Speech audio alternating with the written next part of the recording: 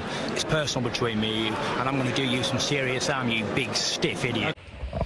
The untouchable True School Sports Empire proudly presents something the boxing game's been missing. Hey, what's going on? It's your boy BT, and I came here to talk some boxing with the thousands of True School Sports subscribers. All right, so it's been a little bit of a slow day for me here in Japan today.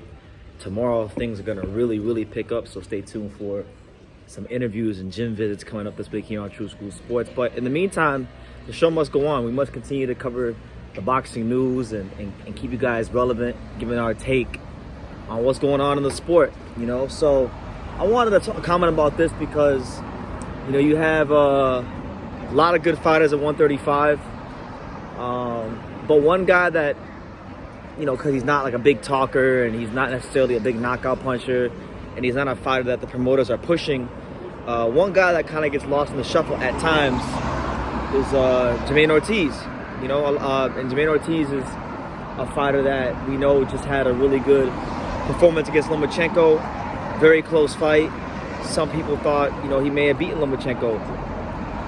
But, you know, Jamaine Ortiz is speaking about potentially fighting Keyshawn Davis. And he wants smoke with Keyshawn Davis. You know, he pretty much said, look, if Keyshawn Davis wants it, he can get it, or we can set that fight up. And I know Keyshawn's only like 8-0. I know Keyshawn's pretty green in his career. But Keyshawn's last fight against Anthony Yiggett was a 10-rounder. Anthony Yiggett's a former Olympian. Anthony Yiggett's fought guys like Rolly. So Anthony Yiggett is a high-level fighter. Not like an elite fighter, but he's a guy that's mixed it up with names. Ivan Barancek, former world champion. Rolando Rolly Amiro, world title challenger, then on pay-per-view.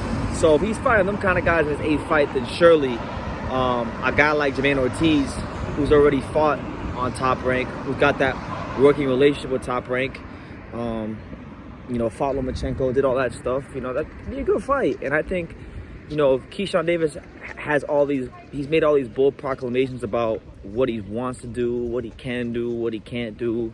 I feel like going from Anthony Yiggett to Jamaine Ortiz is a pretty good step up. I don't think it's like a crazy step up, but it's about a step and a half up, 2 steps up, maybe 3 steps up, because Jamaine Ortiz is a high-level fighter, very athletic, can box, can move, tall, long, rangy. It would be a chance for Keyshawn Davis to really test his boxing IQ, test his skills, test his ability to, you know, cut that ring off and pick his shots and put them together. I think it's a kind of fight that Top Rank should look into. If not for Keyshawn's next fight, I'm thinking like, because he's 8-0 right now, so I'm thinking like maybe 2 fights from now, when he gets to like, you know, his 10th pro fight, I feel like should be against Jamaine Ortiz, because we've already seen that Jamaine Ortiz is not going to be in the plans of the promoters. Like he had that great performance against Lomachenko, and nothing's happened. He hasn't got a call, or maybe he has got a call. I don't know, but I'm saying he hasn't gotten anything lined up, any fights. He hasn't been able to parlay and build off of that performance against Lomachenko. So what that tells me is that Jamaine Ortiz is not in the fold. He's not in the plans of the promoters. And if he's not in the plans of the promoters and he's going to be an opponent, then treat him as such. Use him as an opponent. Call him against Keyshawn Davis, and let's see what happens. Let's see if Keyshawn Davis really is what they say he is. And let's give Jamaine Ortiz another opportunity to prove himself to the world, because I think he did a great job against Lomachenko. And the fight before that, he did very well against Jamel Herring.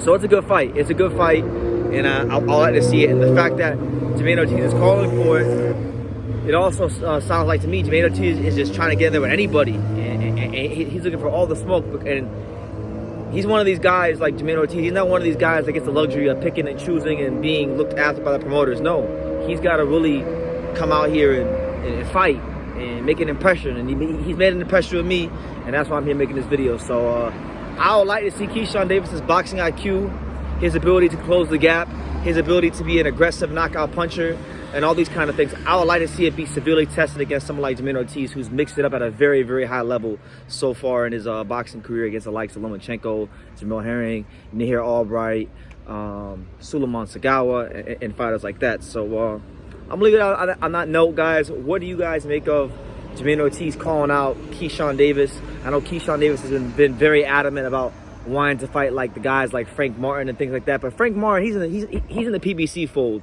so they're probably not gonna you know, put Frank Martin in there with they're not gonna put Frank Martin in there with Keyshawn Davis right away. Keyshawn Davis would have to, you know, really become champion, build his name up, and vice versa with Frank before that fight ever made sense for PBC and all parties involved on that end. But let me know what you guys think in the comments down below. Make sure you guys take the time to subscribe, and like I say in every single one of these videos, you could love me or you could hate me, but I'm just a kid from Daniel. So until next time, take care, guys. Thank you for watching another video on the untouchable True School Sports Empire. For more great boxing content just like this video, click right here and make sure you subscribe. Much love from sunny South Florida.